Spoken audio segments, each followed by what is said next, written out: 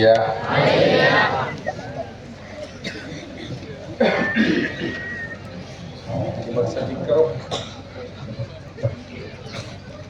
Okay,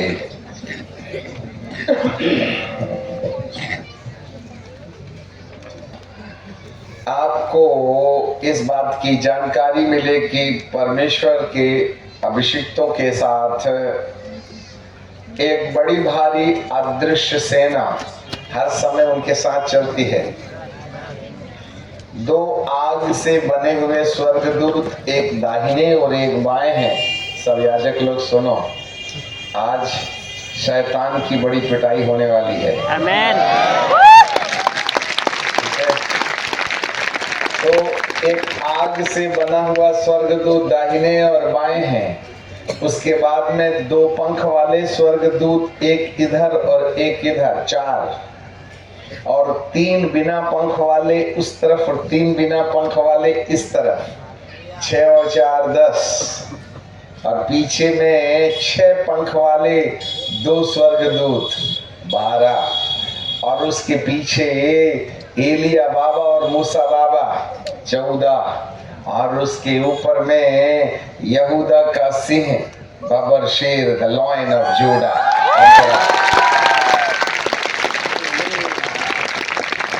ये 15 लोगों की टीम स्टेज में है और ये पूरे 2 दिनों से आपका वीडियो खींच रहे थे, परंतु आज उनके अंदर बड़ी हड़बड़ाहट है कि हमको स्टेज में खड़ा करके वीडियो ना बनाने दो, हमको मैदान में भेजो, हमको जाने दो। हमारा मन दुश्मन को धोबी पछाड़ मारने का है आज।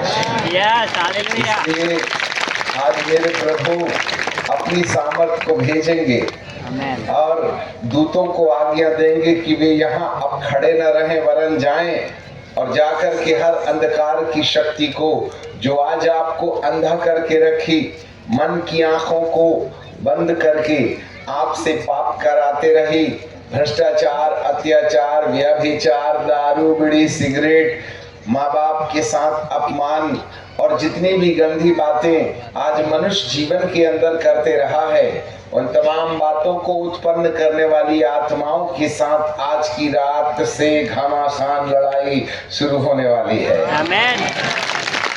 और कल जो है आखिरी दिन है, दोपहर के बाद ये सभा समाप्त हो जाएगी।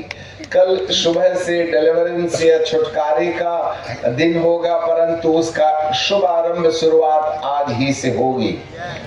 आप सब लोगों को बड़ी सावधानी से बैठना है। कभी भी कोई भी दुरात्मा कभी हल्ला गुल्ला चीखना चिल्लाना करे तो आप टेंशन मत लेना, आप हमारे तरफ देखना। अग्नि वाले स्वर्गदूत आकर के शैतान का कान मरोड़ के कहेंगे तेरी तारीख जाने की आ गई है, तो आप टेंशन में मत रहना।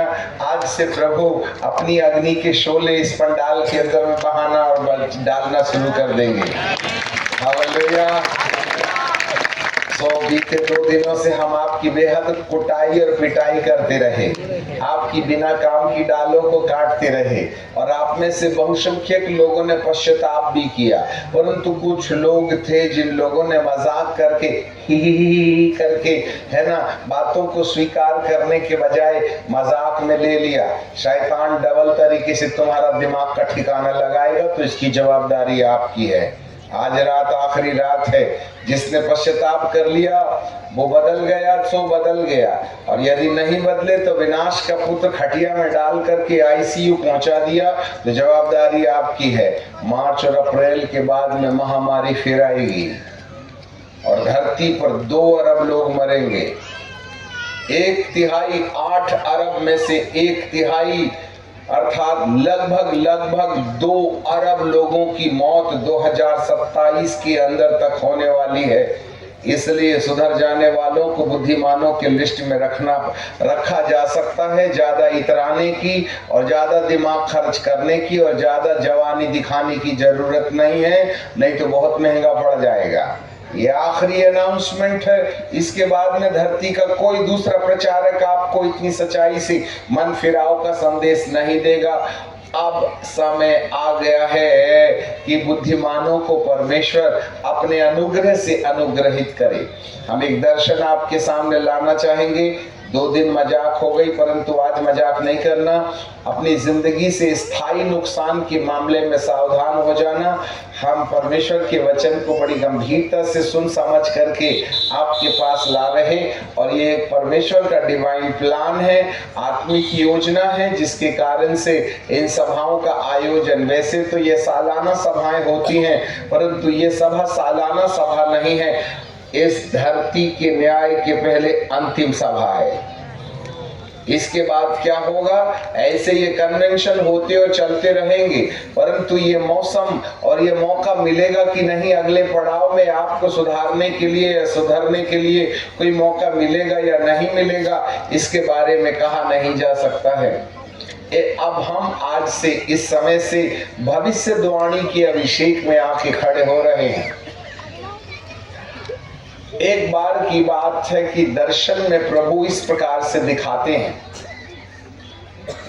सब लोग अब बिल्कुल पिन ड्रॉप साइलेंट हो जाएं। बच्चे लोगों को शोर न करने दे, बाहर वालों को भी वॉलंटियर्स थोड़ा मदद करें। अचानक 6 पंख वाला स्वर्गदूत स्टेज में आके खड़ा हो गया। अब स्वर्गदूतों की सेवा सुनिएगा। और उस स्वर्गदूत का नाम था रफाएल। आपने जिब्राइल, मिकाइल और लूसीफर का नाम सुना था। ऐसे और भी कई स्वर्गदूत हैं 6 पंख वाले, जिनको आर्क एंजल या प्रमुख स्वर्गदूत कहते हैं। उसका नाम बाइबल में दिखा हुआ नहीं मिल रहा है, परंतु समय समय पर परमेश्वर इन बड़े बड़े पवित्र स्वर्गदूतों का नाम भी बता रहे हैं। आपने जिब्राइल का संदेशवाहक, मिकाइल का लड़ने वाला, लूसीफर एडमिनिस्ट्रेशन, ये 3 नाम सुने थे, परंतु एक और स्वर्गदूत है रफाएल। रफाएल कलीसिया को चंगा करने वाला स्वर्गदूत है। इज़राइल, ऐसे करके कई और भी आर्क या प्रमुख स्वर्गदूत हैं जो स्वर्ग से धरती पर विशेष काम के लिए भेजे जाते हैं। आज यहाँ पर रफाएल नाम स्वर्गदूत भी है। रफाएल स्वर्गदूत का काम होता है कि वह कलीसिया को चंगाई दे। शारीरिक चंगाई तो पवित्र आत्मा देते हैं, परंतु जब दुष्ट आत्माएं मनुष्य की आंखों को अंधा करके उन्हें परमेश्वर की योजना से दूर ले जाती हैं और हमारी आत्मिक आंखें बंद हो जाती हैं, तो उसको चंगाई देने के लिए रफाएल नाम के स्वर्गदूत को परमेश्वर भेजते हैं कि उन दुष्ट आत्माओं को जो हमारे माथे पर बैठ करके हमको परमेश्वर का वचन सुनने समझने नहीं देती हैं।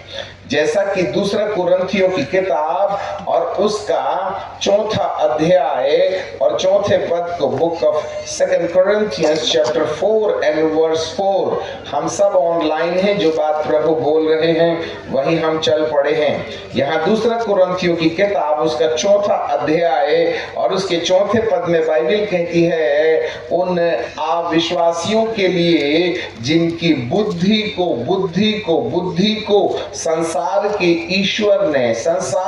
ईश्वर ने अंधा कर दिया है, ताकि मसीह जो परमेश्वर का प्रतिरूप है उसके तेजोमय सुसमाचार का प्रकाश उन पर ना पड़े।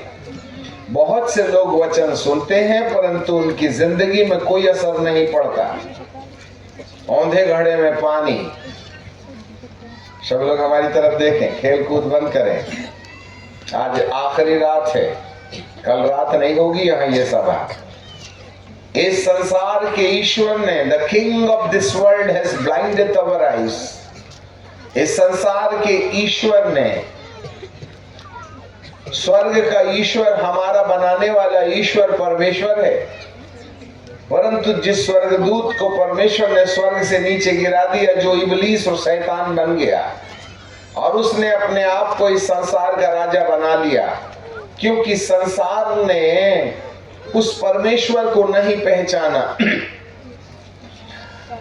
गधा अपने स्वामी को और बैल अपनी चरनी को जानता है, परंतु मेरी प्रजा मुझे नहीं जानती, क्योंकि इस संसार के ईश्वर ने मनुष्य की आंखों को अंधा कर दिया है, जिससे कि मसीह जो परमेश्वर का रूप है, the Christ is the image of God, परमेश्वर का प्रतिरूप है, उसके तेजोमय सुसमाचार, बोलिए तेजोमय सुसमाचार, सुसमाचार, तेजोमय सुसमाचार। अब विश्व के सामने सबसे बड़ी बात यह है कि सुसमाचार में और तेजोमय सुसमाचार में क्या अंतर है? What is the difference between the gospel and the radiant gospel? सुसमाचार में प्रभु उद्धार की बातें बोलते हैं। सब याजकगण कान धर के सुन लो। मारा गया, गाड़ा गया, जी उठा, चंगाई देगा, बुखार उतारेगा, नींद का सपना दूर कर देगा, शादी करा देगा, नौकरी लगा देगा, लकवा की बीमारी और कोढ़ की बीमारी और पोलियो की बीमारी दूर हो जाएगी। ये जो सुसमाचार है जिसके द्वारा परमेश्वर अस्तित्व में है और परमेश्वर का वचन जिंदा है, इस बात को प्रमाणित करने के लिए जो भी प्रतिज्ञाएं और बातें प्रभु यीशु के द्वारा आती हैं उनको सुसमाचार कहते हैं। सुसमाचार के द्वारा परमेश्वर के राज्य का प्रगटीकरण होता है। यीशु ने मत्ती के 12वें अध्याय के 28 पद में कहा है कि यदि मैं पवित्र आत्मा की सहायता से दुष्ट आत्माओं को निकालता हूं तो परमेश्वर का राज्य तुम्हारे पास आ गया है। सुसमाचार परमेश्वर का राज्य प्रकट करता है और सुसमाचार के द्वारा परमेश्वर के राज्य के अंतर्गत हमको शारीरिक छुटकारा मिलता है, भौतिक छुटकारा मिलता है। परंतु दुष्ट ने हमारी मन की आंखों को अंधा कर दिया है। वो बीमार करने में इतनी दिलचस्पी नहीं लेता, आपसे झगड़ा कराने में इतनी दिलचस्पी नहीं लेता। उसका विशेष काम है कि वह मन की आंखों को अंधा कर देता है, जिससे कि मसीह को तुम चंगा करने वाला जानना परंतु ईश्वर समझ के उसको स्वीकार मत करना। और जो यीशु है ना, उसके पास एक और सुसमाचार है और वो सुसमाचार है तेजस्वी सुसमाचार। मलयालम में सुसमाचार को सुविशेषम कहते हैं और तेजस्वी सुसमाचार को तेज सिंध सुविशेषम अर्थात ग्लोरियस गॉस्पेल अर्थात महिमा युक्त सुसमाचार कहते हैं। संसार दुष्ट को इस संसार के राजा को सुसमाचार प्रचारकों से ज्यादा प्रॉब्लम नहीं है। इस संसार के राजा को सुसमाचार के द्वारा यीशु मसीह को ग्रहण करके उसकी भक्ति करके बपतिस्मा लेने वालों से ज्यादा फर्क नहीं पड़ता।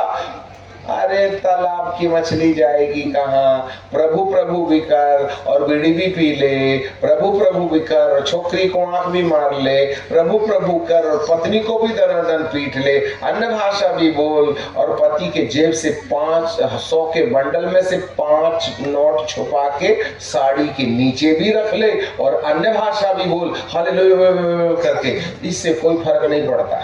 शैतान कहता है शाबाश खूब बोल अन्य भाषा, मेरे को मालूम है नोट चुराने का हिसाब तेरी बुकिंग नीचे की कन्फर्म। समझ रहे हैं बात? आज हजारों लोग हैं जो यीशु के सुसमाचार को सुनकर के प्रभु पर विश्वास करते हैं, परंतु दुष्ट को इन सब बातों से कोई लेना देना नहीं है। वह तो मन की आंखों को अंधा करके रखता है जिससे कि तेजस्वी सुसमाचार का प्रकाश न पड़े। तेजस्वी सुसमाचार वो सुसमाचार होता है जिसके द्वारा एक व्यक्ति अपने पापों की क्षमा प्राप्त करने के लिए अपनी आंखों से आंसू बहा बहा के बिलक बिलक करके अपनी गलतियों के लिए परमेश्वर से मुआफी मांगता है। अच्छे से सुन लेना, आज हम याजकों ने भी आंसू नहीं बहाए तो कलीसिया क्या खाक बहा लेगी। आज कलीसियाओं से विश्वासी जगत से आंसू ऐसे गायब हो गए हैं जैसे गधे के सिर से सींग ने उगना बंद कर दिया। There is no any repentance। आज हमारी आंखें सूखी हैं। जब बपतिस्मा लिए थे तब भी नहीं रोए, पत्नी को पीटे थे तब भी नहीं रोए, 4 लड़कियों के साथ व्यभिचार कर लिए फिर भी नहीं रोए, करके दुआ कर लिए। इससे शैतान को ज्यादा फर्क नहीं पड़ता। सही पश्चाताप इस समय होता है जब अंतरात्मा व्याकुल हो जाती है, जब लोग व्याकुल होकर के परमेश्वर के सामने सर पटक पटक के रोते हैं, आंसू बहा बहा के रोते हैं। मेरे यीशु ने भी अपने परमेश्वर के सामने ऐसी ही प्रार्थना किया था। इब्रानी की किताब और उसका 5वां अध्याय और उसके 7वें पद को अपने गुरुदेव को देखो, वो कैसे प्रार्थना कर रहा है। इब्रानी की किताब और उसका 5वां अध्याय और उसका 7वां पद, book of Hebrew chapter 5 and verse 7 है। और उसने अर्थात यीशु मसीह ने अपने देह में रहने के दिनों में ऊंचे शब्द से नंबर 1 पुकार पुकार कर, नंबर 2 आंसू बहा बहा कर, आंसू बहाया नहीं, बहा बहा करके, एक बार नहीं अनेक बार उसने आंसू बहाया, ऊंचे शब्द से पुकारा, आंसू ऊंचे शब्द से पुकार पुकार के, आंसू बहा बहा करके, उससे जो उसको मृत्यु से बचा सकता था। अभी प्रभु को मृत्यु से बचाने वाले के साथ प्रार्थना करने की क्या जरूरत है? उसने तो कोई बीड़ी सिगरेट नहीं ना पिया था, वो तो पवित्र और निर्दोष था ना, फिर उसको आंसू बहाने की क्या जरूरत? तुम तो सकल कर्म का पाप करके बैठे हो, फिर भी तुम्हारे आंख में आंसू नहीं बहती, तो बताओ उस गुरु के चेले होने के क्या प्रमाण तुम्हारे हमारे पास है? मेरा गुरु आंसू बहाता था, तुमको गलती हो गई जरा भी आंसू नहीं टपकता, हे प्रभु क्षमा कर दे, क्षमा कर दे। इधर प्रभु से क्षमा मांगते हो और बाजू वाली को मुंह कर देते हो। ये ड्रामा बंद करो। ऊपर वाले की कोई 2 आंख नहीं है, 7 आंख है, 7 पीछे से और नीचे से भी देखता है तुम्हारे माथे में क्या चल रहा है। मेरे प्रभु जी के वचन में लिखा है, हमारे प्रभु जिसने कोई गलती नहीं किया, जिसने कोई पाप नहीं किया, जिसने कोई अधर्म नहीं किया, तो भी वो मृत्यु से बचाने वाले के साथ प्रार्थना केवल ऐसे ही नहीं जैसे हम मिचिर मिचिर मिचिर मिचिर कर लेते हैं, परंतु ऊंचे शब्द से पुकार पुकार कर, आंसू बहा बहा कर जो मृत्यु से बचा सकता था उससे प्रार्थना किया, और उसके बाद विनती भी किया, और उसके बाद भक्ति भी किया, और उसके बाद दुख भी उठाया, और इन तमाम बातों के द्वारा उसने आज्ञा मानना सीखा।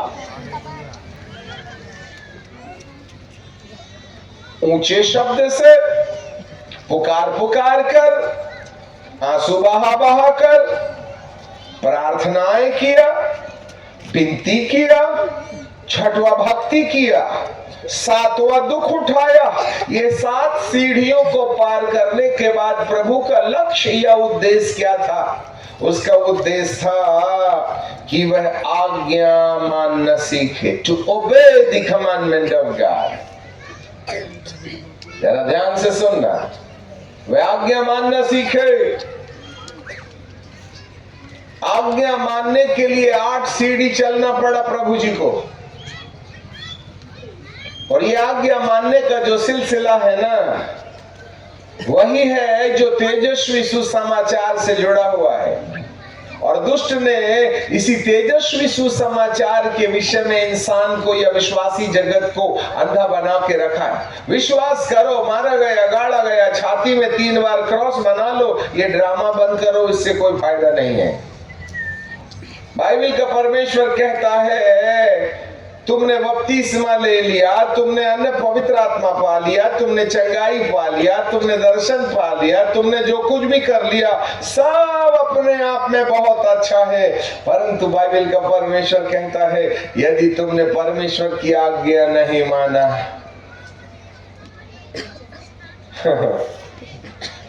अब आज्ञा मालूम होगी तभी ना मानिएगा, हमको तो आज्ञा ही नहीं मालूम। और यदि आपसे पूछे तो आज्ञा कितनी है, तो पुराने नियम में 10 आज्ञा और नए नियम में 2 है। अपने परमेश्वर को प्यार करो और अपने पड़ोसी को प्यार करो, यही 2 आज्ञाएं हैं। इसके बाद में और कोई आज्ञा वगैरह नहीं है क्या? हम तो 12 मार के बैठे हैं ना, और हम तो 10 आज्ञा को अपने दीवार में ना तख्ती में लटका देते हैं। वो तुम्हारी जिंदगी की शोभा नहीं ना बढ़ाती हैं, वो तो तुम्हारे दीवार की शोभा बढ़ा रही हैं। हमें तो पद बाइबिल के पदों को ना, बाइबिल के पदों को दीवार में लटकाने का शौक है। अपने हृदय की पटिया में थोड़ी ना लिख सकते हैं हम। कितने महागरीब हैं हम। अरे बाइबिल के वचन हमारे दीवार की शोभा बढ़ाते, हम तो जिंदगी में वही करते जो आज्ञा टांग के तुमने रखा है नहीं करना, और वही कर रहे हैं। व्यभिचार नहीं करना, हत्या नहीं करना, माता पिता का अपमान मत करना, झूठी साक्षी नहीं देना। अरे सब तो वही कर रहे। तुम्हारी दीवार में 10 आज्ञा के लटकने से फायदा भी क्या है ना महागरीब। और विश्वासी होने का दावा करते हैं। कितना अंतर है अपने गुरु के पीछे और हमारे गुरु के बीच में।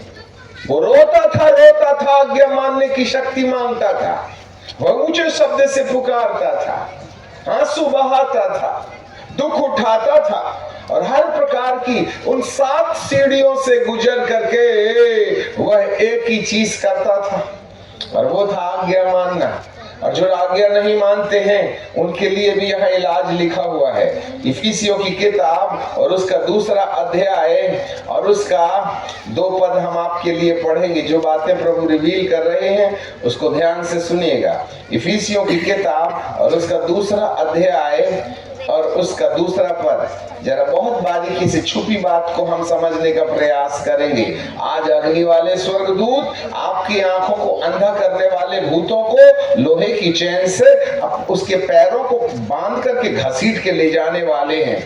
ठीक है ना, इसलिए सावधानी से सुन लीजिएगा। इफिसियों की किताब उसका 2 अध्याय और उसका 2 पद मैं आपके लिए पढ़ूंगा और उसके बाद आपको बोलना होगा। जिसमें तुम पहले इस संसार की रीति पर अर्थात आकाश के अधिकार और हाकिम और उस आत्मा के चलाए चलते थे। पहले कब? पहले जब आप प्रभु पर न विश्वास नहीं करते थे, जब आपने प्रभु को ग्रहण नहीं किया था, जब आप प्रभु को नहीं जानते थे, उस समय आकाश के अधिकार के हाकिम अर्थात वे सारी दुष्ट आत्माओं को जिनको शैतान की उपमा दी गई है उनके हिसाब से चलते थे। पर आप विश्वासी बन गए हैं, आप कलीसिया के सदस्य बन गए हैं, आप प्रभु की भक्ति करते हैं, उसकी आराधना करते हैं। इसके बाद भी यदि कोई परमेश्वर की आज्ञा का पालन नहीं करता है, जरा ध्यान दे लेना, ऐसा हो सकता है हम विश्वासी हैं, पहले हम जब विश्वास में नहीं थे तो आकाश के अधिकार के हाकिम वाली दुष्ट आत्माएं हमारे जीवन को दुनियादारी में ले जाती थी। अब हम विश्वास में आ गए हैं और विश्वास में आने के बाद भी ना तो हमें आज्ञा के बारे में मालूम है और ना ही हम उस पर चलते हैं। तो जो आज्ञा को नहीं मानते हैं उनके बारे में बाइबिल क्या बोलती है जरा देखिएगा। मैं फिर से आपके लिए पढ़ूंगा। जिसमें तुम पहले विश्वास के पहले इस संसार की रीति पर और आकाश के अधिकार के हाकिम अर्थात उस आत्मा के चलाए चलते थे। अब हमारे पीछे बोलिए, जो अब भी आज्ञा न मानने वालों में कार्य करता है। आकाश के अधिकार हाकिम अभी भी जो परमेश्वर की आज्ञा नहीं मानते हैं उनके जीवन में काम कर रहा है। इसीलिए वे परमेश्वर की आज्ञा मानने के मामले में अज्ञान है। उनकी आंखों को संसार के ईश्वर ने अंधा कर दिया है। ये जो मैं सुसमाचार के लिए जिसमें आज्ञा मानना पाया जाता है। मानते हो आज्ञा? हाँ बोल दो, और क्या, भले ही जाके बीड़ी पी लेना, खा लेना तम्बाकू और दीवार में भारत का नक्शा पिचिक पिचिक करके बनाते रहना। हाँ, इधर से निकलो फिर देखना कहाँ गई मेरी बॉयफ्रेंड गर्लफ्रेंड, फिर देख लेना। हाँ, घर तो पहुंचो फिर देते पत्नी को दनादन। 1 किलो का क्रूस लटका के रखें गले में, है ना, भले देख छटाक का हो, पर मानते तो नहीं ना। और प्रभु आज्ञा मानने के लिए 7 सीढ़ी पार किया था, ऊंचे शब्द से पुकार पुकार के, आंसू बहा बहा के विनती किया, प्रार्थना किया, भक्ति किया, दुख उठाया आज्ञा मानने के लिए। आज कलीसिया में तो आज्ञा का नामो निशान मिट गया। हम तो विश्वास परिवर्तन करते हैं, आज्ञा तो सिखाए नहीं हमने। दोष मत लगाओ कि तुम पर भी दोष लगाया जाए। अब जानते ही नहीं तो मानेंगे कहां से? तो लगा दिया ना ढक्कन हमारे माथे में शैतान ने। विश्वासी लगा, विश्वासी बन के बीड़ी पीते हैं, विश्वासी बन के गाली भी बकते हैं। बपतिस्मा लेने के बाद भी तो सकल कर्म वही चलता है जो विश्वास के पहले चलता था। आपका तो विश्वास बदला है ना, जिंदगी तो नहीं ना बदली है। जिनसे झगड़ा चल रहा है उनके साथ तो अभी भी चल रहा है ना, जिनके साथ कोर्ट केस चल रहा है उनके साथ तो कोर्ट केस अभी भी चल रहा है ना। आपने मुद्दई के साथ में रास्ते में तो समझौता नहीं ना किया है। हम तो वकील पर वकील बदल रहे हैं ना। अरे कुर्ता मांगे तो दोहरा दे देता, 2 फीट जमीन मांग रहा था दे देता, कौन सा मार के वो ले जाएगा और तू ले जाएगा?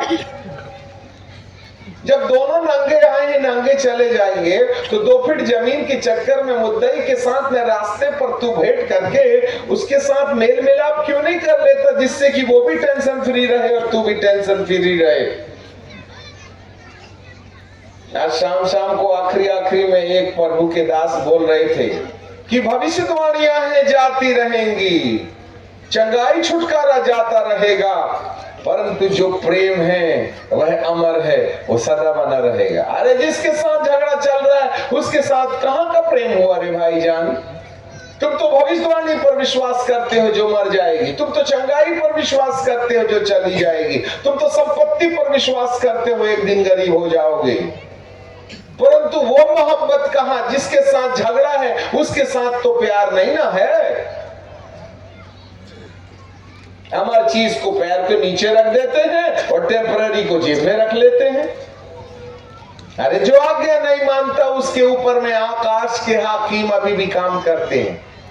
और आज धरती में मैंने नामा, संपूर्ण धरती पर जिस देश में हम गए उस देश में हमने एक ही प्रश्न पूछा, बाइबल में कितनी आज्ञाएं हैं? 2 धन 10 बराबर 12, इसके अलावा 13 समझता ही नहीं। उंगली दोष मत लगाओ समझता ही नहीं। एक गाल में थप्पड़ मारे फेर दे मार समझता ही नहीं। कुर्ता मांगे दोहरा दे दे समझता ही नहीं। ये तो सारी आज्ञाएं हैं। पूरा पहाड़ी उपदेश तो आज्ञा से भरा है ना। तेरे भाई के मन में कुछ है तो उसको के मिल ले और उसके दिल को अपने लिए सरल बना ले, तब बकरा स्वीकार होगा तेरा, नहीं तो गया तेरा 13,000 का बकरा।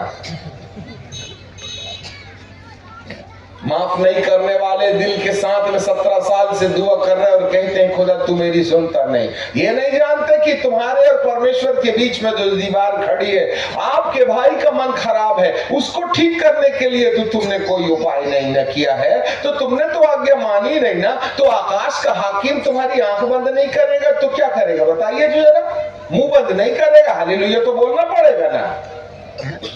पर माथे की आंख तो बंद पड़ी है। तेजस्वी सुसमाचार यही तो है जहां तुम्हारी जिंदगी बदल जाती है। तेजस्वी सुसमाचार के अंतर्गत आज्ञाओं के पालन से जीवन का परिवर्तन और रूपांतर होता है। वही गड़बड़ हो गई पूरी दुनिया।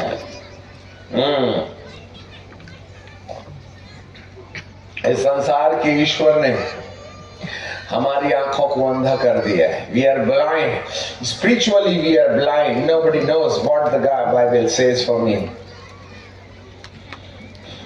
यीशु प्रभु को यही करना पड़ता था। मैं फिर से इब्रानी की किताब के 5वें अध्याय में आ जाएंगे।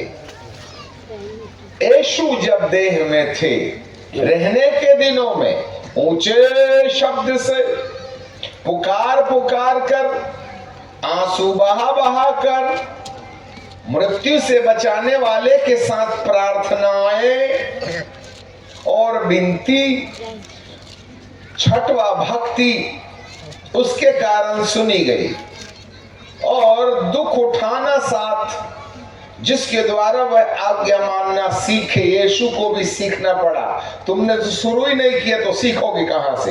तुम तो विश्वास करके बैठे हो पालती मार के। यीशु ने सीखा। He learned obey the commandment of God. आज्ञा मानना सीखने की चीज है, आपसे आप नहीं आती।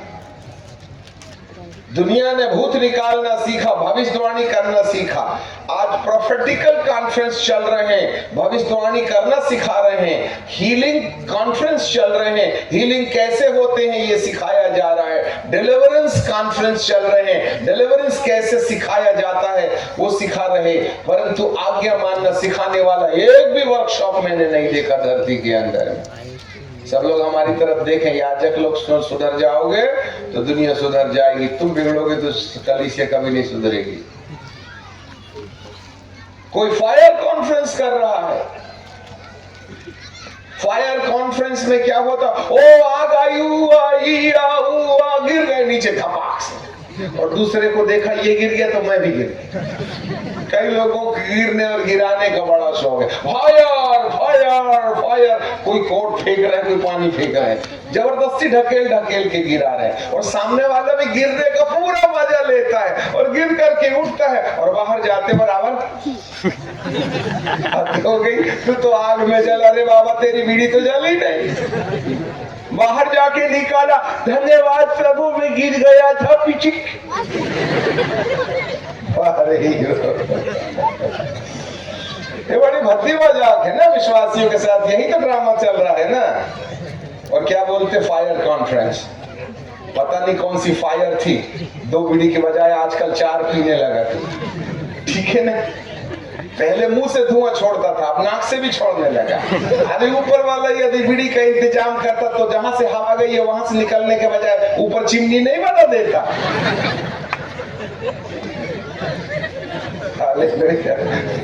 पता नहीं क्या क्या खाते हुए जिसको सूअर नहीं खाती।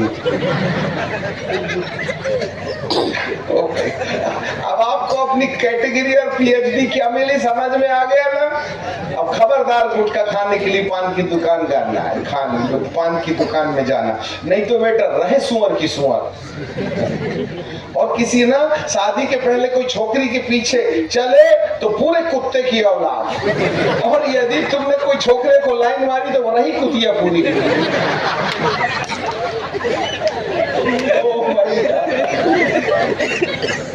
इससे ज्यादा बेइज्जती नहीं की जा सकती, याद रख लेना। खबरदार शादी के पहले कोई छोकरे को देखी तो याद रखना है। अपनी मूल अपना मूल छोड़ दोगे तुम, ऐसे लोगों को स्वर्ग के राज में जरा जगह नहीं मिलेगी। शादी कर लो, फिर करना ना अपने हस्बैंड को बूढ़े होने तक बॉयफ्रेंड बना के रखना। तुम तो पहले प्रैक्टिस करी जा रही हो। तेजस्वी सुसमाचार, आगे जरा देखना क्या लिखा है हमारे पीछे। इब्रानी की किताब उसका 5वां अध्याय है और उसका 8वां पद। पुत्र हमारे पीछे बोलेगा, पुत्र होने पर भी उसने दुख उठाकर आज्ञा मानना सीखा और सिद्ध बनकर, क्या बनकर? जोर से बोलो, आप जोर से बोलो, 3 बार बोलो। मैं सुना नहीं, 5 बार बोलो।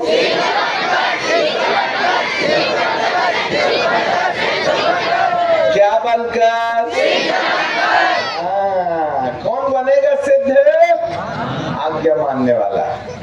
हालेलुया। अब हमारे पीछे बोलिए, और सिद्ध सिद्ध बनकर अपने सब आज्ञा मानने वालों के लिए, किसके लिए? आधी आज्ञा मानने वालों के लिए कि सब आज्ञा मानने वालों के लिए? फिर से बोलिए, सब आज्ञा मानने वालों के लिए, सदा काल के, सदा काल, सदा काल। अब आप ये बताइए, सदा काल बोले तो अनंत काल। इसका मतलब है अनंत जीवन में प्रवेश करने के लिए उद्धार। बोलिए, सदा काल के उद्धार का कारण हो गया। तो सदा काल का उद्धार किसको मिलेगा? क्योंकि यीशु ने भी आज्ञा मानने के लिए 7 सीढ़ी चढ़ के 7वीं 8वीं जगह में आज्ञा मानना सीखा, और आज्ञा मानने के द्वारा ही वह सिद्ध बना। और सिद्ध बनने वाला प्रभु यीशु मसीह केवल उनको अनंत काल के जीवन के लिए ये सिद्ध बनाएगा जो उसके समान आज्ञा मानने के लिए तैयार हो जाएंगे। कई बार हम पढ़ते तो हैं परंतु समझ में नहीं आता है। मेरे गुरु को भी रोना पड़ा, मेरा गुरु भी पुकारा, मेरा गुरु भी जो है ना आंसू बहाया, उसने भी दुख उठाया। लोग उसको भी टुल्ले मारते थे, उसको भी कहते थे पेटू, उसको भी कहते थे तेरे चेले उपवास नहीं करते क्या? ये तो दुष्ट आत्मा की सहायता से शैतान को निकालता है। तो प्रभु जी ने कहा, यदि मैं दुष्ट आत्मा की सहायता से भूत निकालता तो तुम्हारी संतान किसकी आत्मा से भूत निकालती? तुम ही बताओ ना। अरे धर्म के ठेकेदारों ने मेरे गुरु को छोड़ा नहीं ना था, उसको भी तो हंटर मारते थे, परंतु मेरे प्रभु ने तो चतुराई के साथ जवाब दिया, उपद्रव नहीं ना किया था। उसने बहुत दुख उठाया है।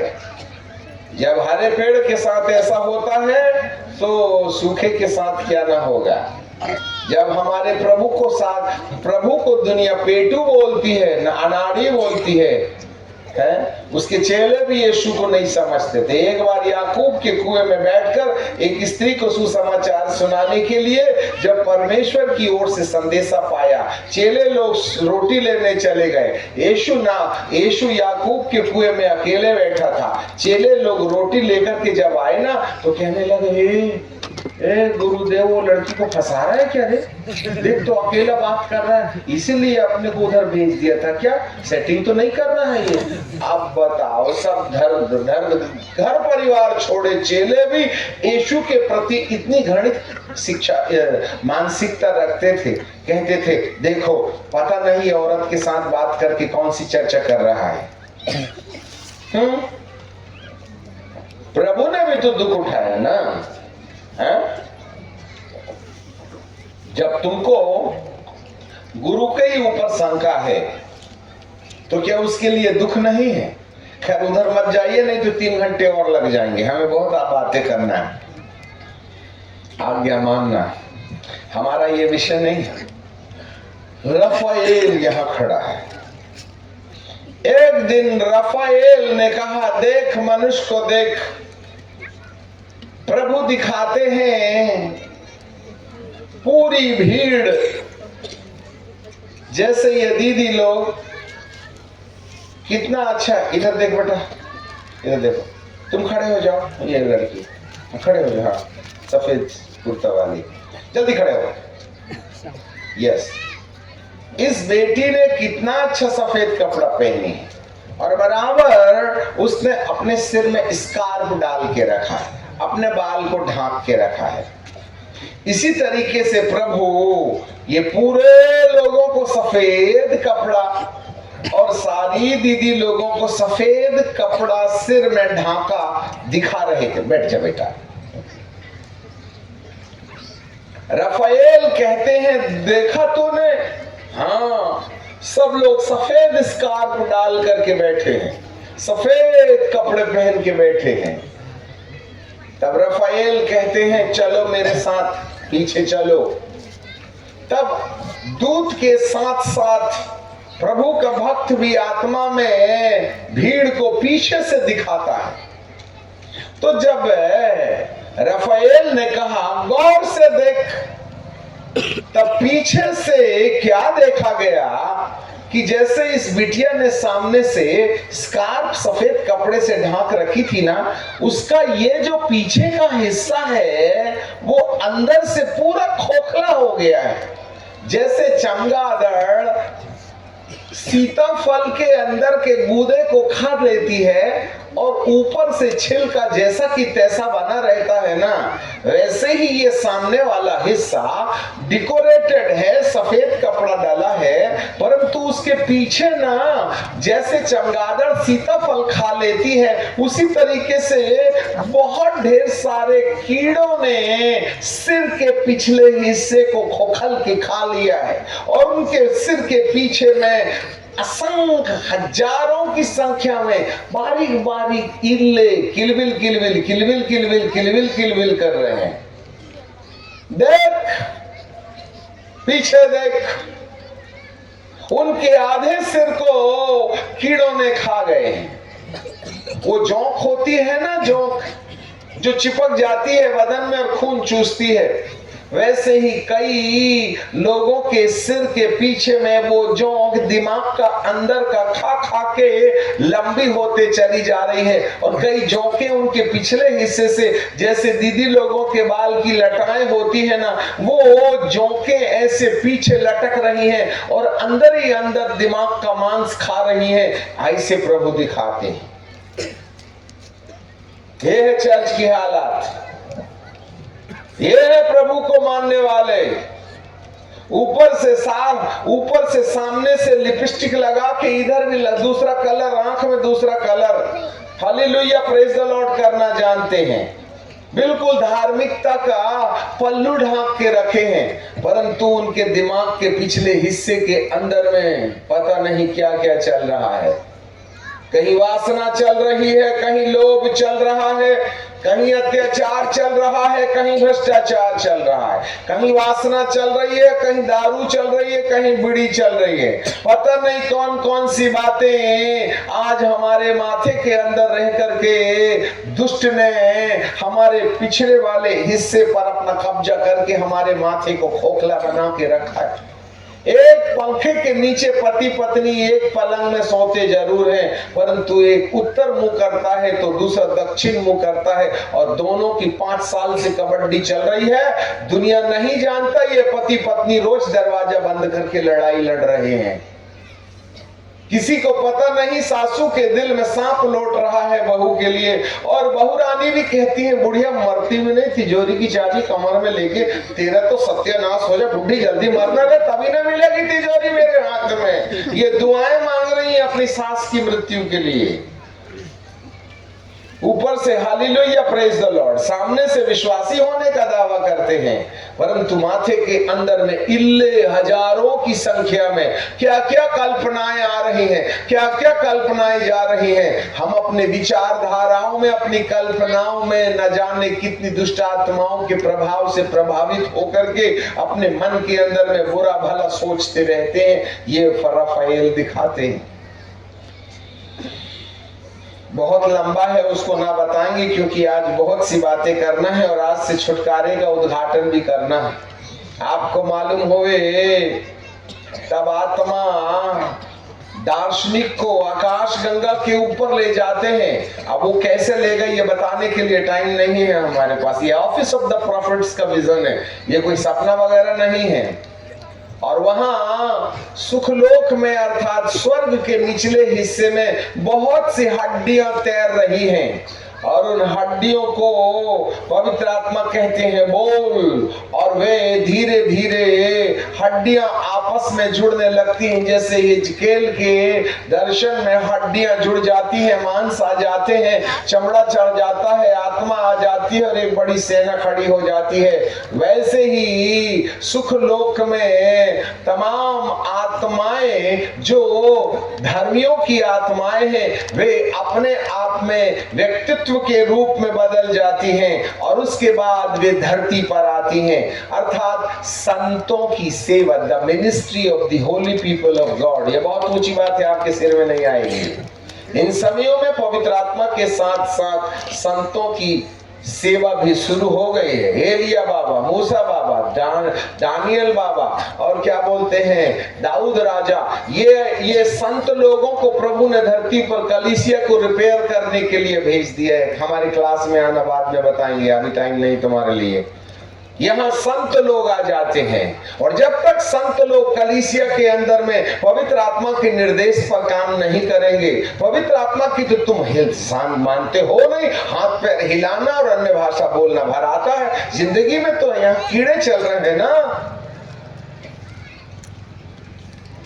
तब परमेश्वर का आत्मा हमें दिखाता है एक तेज रोशनी भीड़ के ऊपर आ रही है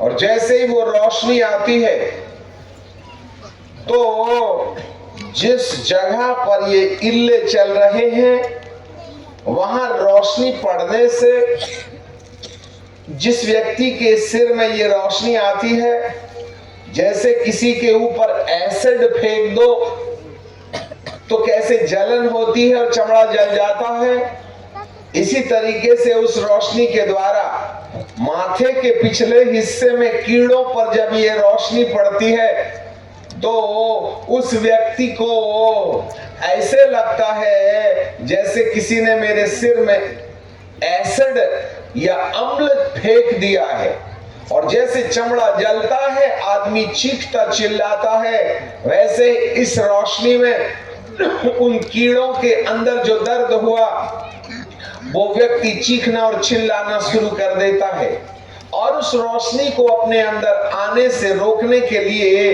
वह रोशनी से बाहर जाकर के दीवार के किनारे खड़ा हो जाता है। और इस कारण से जितने लोग इस रोशनी के दर्द को बर्दाश्त नहीं कर सके वो किनारे जाके खड़े हो गए, क्योंकि असहनीय दर्द हो रहा था। परंतु जो लोग इस रोशनी में दर्द झेलते रहे और अपने आप को इस रोशनी से अलग नहीं किए, उनको दर्द होते गया होते गया होते गया। परंतु जितने लोग रोशनी में खड़े रहे उनके दर्द को झेलने के कारण धीरे धीरे उनके मांस भरते जा रहे हैं और वे कीड़े मरते जा रहे हैं। और थोड़े समय के बाद प्रभु ने दिखाया उनका पीछे का दिमाग जैसा आगे साफ सुथरा था, उनके पीछे भी वैसे ही साफ सुथरा सिर बन गया। ऐसे लोगों के अंदर से ये बीमारी निकल गई। परंतु भारी मात्रा में लोग थे जो इस रोशनी के दर्द को बर्दाश्त नहीं कर पाए, वो छांव में चले गए, वो आड़ में चले गए और इस रोशनी को अपना माथा ठीक करने की अनुमति नहीं दी। हमें नहीं मालूम इस डांट और फटकार के बाद कितने लोगों ने अपनी जिंदगी बदलने की कसम खाई है। हमें नहीं मालूम कितने लोग सिर झाड़ के चले जाएंगे। हमें नहीं मालूम कितने लोग इस डांट को अपनी जिंदगी का रास्ता बदलने का एक जरिया समझ जाएंगे। हमें नहीं मालूम यहाँ से जाने के बाद आपकी जिंदगी में जो कल चल रहा था आज भी होगा।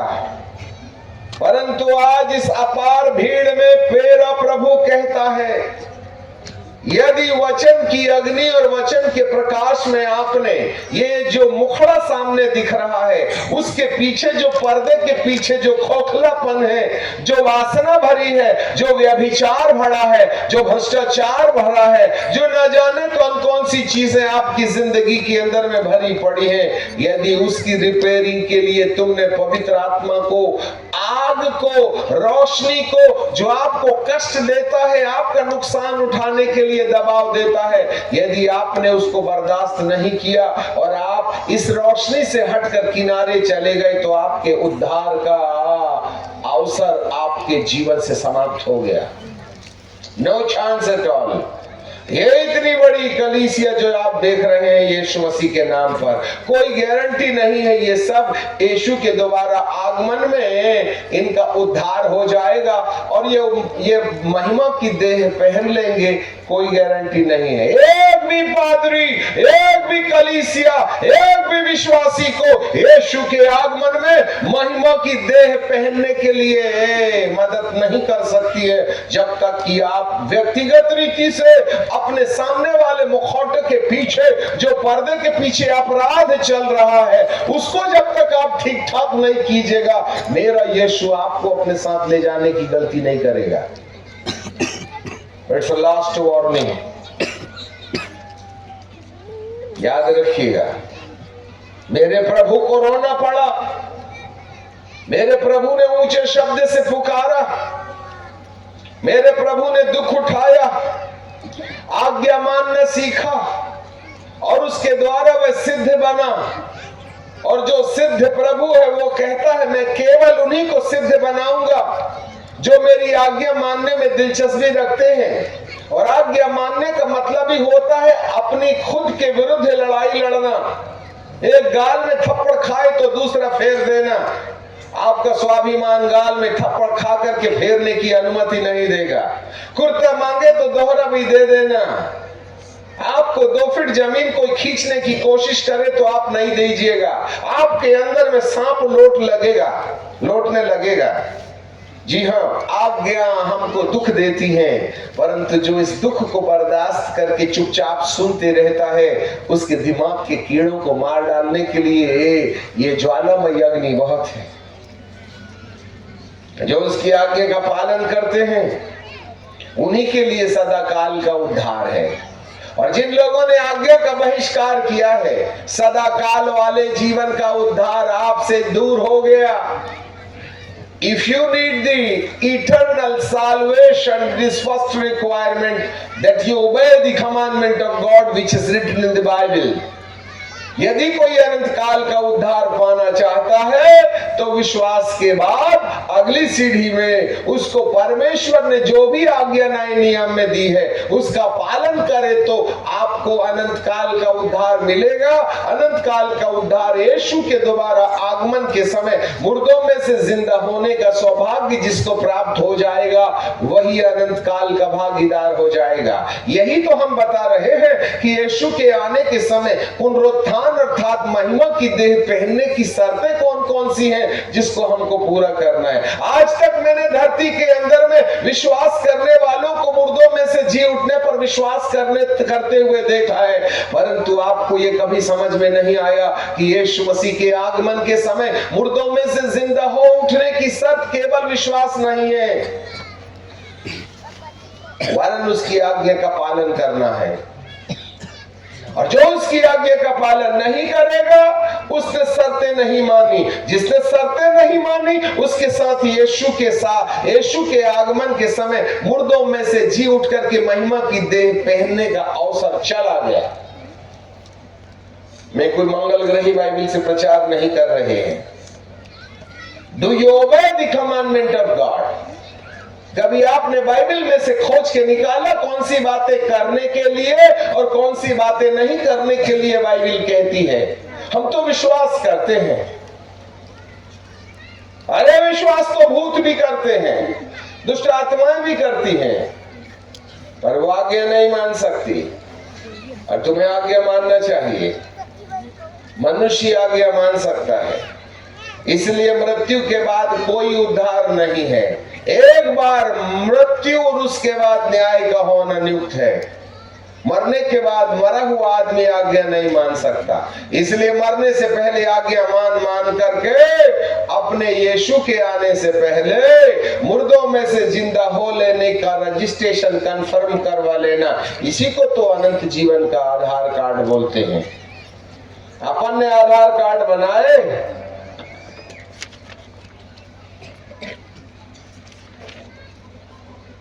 70 वर्ष की जिंदगी में इस धरती पर प्लॉट खरीदने के लिए तहसील ऑफिस में 1760 बार आप जाकर के चक्कर मारते हैं। जब तक कि आपके नाम पर रजिस्ट्री ना हो जाए, जब तक नेट में आपका नाम ट्रांसफर ना हो जाए, आप जमीन के ऊपर में अपना अधिकार नहीं जमा सकते।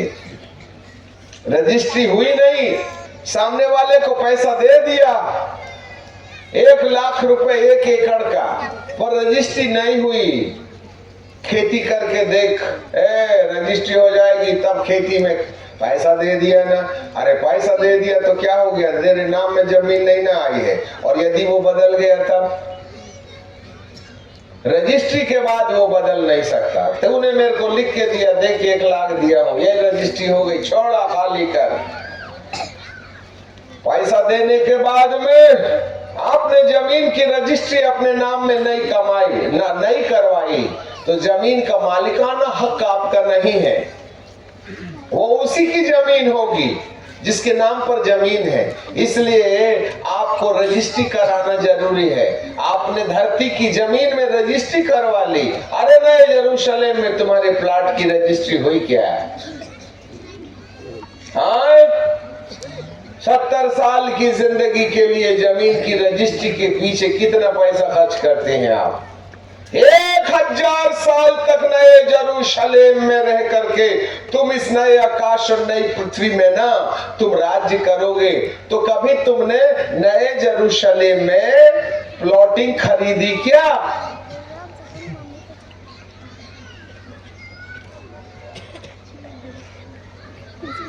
हालेलुया। नए यरूशलेम में तुम्हारी प्लॉटिंग हुई है? तुमको मालूम है कि प्लॉट नंबर नए यरूशलेम का? कहां जाइएगा? रिजर्वेशन करवाइए, रजिस्ट्री करवाइए, तभी ना ऊपर जाइएगा। बिना रजिस्ट्रेशन के टिकट तुम्हारे हाथ में है नहीं। 11 नंबर वाले बर्थ में सो गए और 11 नंबर वाली सीट का आदमी आया, तुमको बैठने देगा क्या? हाँ, मैंने विश्व से यही प्रश्न पूछा था। नए यरूशलेम में जब प्लॉटिंग हो रही थी, तुम गए कहां थे? तुमको मालूम है कि नए यरूशलेम में कौन सी जगह तुम्हारे लिए परमेश्वर ने नियुक्त किया है? रजिस्ट्री वगैरह करवाई है? नहीं करवाई? We do not know about the plat. हम तो जानते ही नहीं ना है। नए यरूशलेम नाम की कोई चीज है जो नई पृथ्वी की राजधानी है, वही तो प्रभु आके लेके जाएगा ना, स्वर्ग नहीं ना ले जाएगा। कौन बोला यीशु मसीह आएगा और मुर्दों में से जिंदा करके तुमको स्वर्ग ले जाएगा? अरे स्वर्ग बहुत दूर की बात है, पहले तो नए यरूशलेम में बसेरा कर ले तू, और वहां रहकर के इसी पृथ्वी में तुम्हें 1000 साल राज्य करना होगा ना। और जब 1000 साल पूरे हो जाएंगे तब दरवाजा खुलेगा स्वर्ग का। तुम तो मरे नहीं कि चले बीडीपी के ऊपर, स्वर्गीय फलाना फलाना, स्वर्गीय रॉबर्ट, स्वर्गीय जॉन, स्वर्गीय अमका, स्वर्गीय ढमका। अरे प्रभु को छोड़ के कोई नहीं गया रे बाबा वहां। तुम कहां से चले गए? एलिया नहीं गया, मूसा नहीं गया, तुम्हारा नंबर कहां से लग गया? स्वर्ग जाने की एक ही शर्त है, जब तक उसको यीशु के दूसरे आगमन में मुर्दों में से जी उठने का, महिमा की देह पहनने का सौभाग्य नहीं मिलेगा, उसको स्वर्ग में एंट्री नहीं मिलेगी। एक ही को एंट्री मिली है और वो है यीशु। केवल एक ही तो है ना। न एलिया उठाए जाने के वक्त गया है, न हनोक उठाए जाने के वक्त गया है, सब स्वर्ग के बाहर है, निचली वाली जगह में। एलिया तो सदैव उठा लिया गया, हनूक भी तो ऊपर उठा लिया गया, तो स्वर्ग थोड़ा ही ना गया है, वो तो सुखलोक में लटके हैं देह सहित। उनको फिर एक बार धरती में आना पड़ेगा और यीशु मसीह के इंतजार करना पड़ेगा। और जब यीशु मसीह आकर के महिमा की देह दे देगा, केवल उसी के बाद स्वर्ग में एंट्री होगी। खबरदार, आज के बाद में मरने वाले आदमी को स्वर्ग पहुंचाया, वो नहीं गए। तुम्हें मेरे यीशु के आगमन का इंतजार करना ही पड़ेगा। तुम्हें मेरे यीशु के आगमन में महिमा की देह पहनने के पहले उन शर्तों को पूरा करना ही पड़ेगा। भगवान का प्रसाद नहीं है कि पादरी साहब की पूंछ मूछ पकड़ के चले जाएंगे ऊपर, अरे चल हट, उन्हीं का वजन ज्यादा है तो तुम्हारा कहां से झेल लेंगे। हमें समझ में नहीं आता उनका भी नंबर लगेगा कि नहीं मन लगेगा। तुम उनका पायजामा पकड़ करके कहोगे गुरुदेव हमको भी ले चलो, कहते मेरा रिजर्वेशन कंफर्म नहीं हुआ, तेरे को कहां ले जा लो। क्योंकि उन्होंने भी तो आज्ञा नहीं मानी है ना, उनको आज्ञा मानने का तो आइडिया ही नहीं ना है। आप चोट मत खाइएगा, आपकी लाइन में मैं भी खड़ा हूं। मुझे तो मेरे बारे में गारंटी नहीं है, तुम्हारे से कहां से खातिरदारी ले लूं। हो सकता है मरने से पहले एक लड़की के साथ हो गई तो गया बेटा रिजर्वेशन खटाक से नीचे का कंफर्म। वो तो प्राण देने तक विश्वासी लोग रहने ना पड़ेगा। पता नहीं नहीं कौन प्रभु जी के चलते, एक ही ना बात नहीं माना था मूसा ने। परमेश्वर ने बोला चट्टान से बात करो, उसने उठा के लाठी मार दिया। तब परमेश्वर ने कहा तूने मुझ पर विश्वास नहीं किया, इजराइलियों के सामने तूने मुझे पवित्र नहीं ठहराया, इसलिए आ मैं तेरे को कनान देश दिखाता हूं, ना जाएगा ना ले जा पाएगा। खुदा बाप ने वहीं उसको गाड़ दिया। 40 साल ईमानदारी से सेवा करने वाले मूसा को भी प्रतिज्ञा के देश देखने के लिए नहीं मिले। एक ही गलती किया था, उसके चक्कर में पूरा ऊपर से नीचे रिजर्वेशन कैंसल।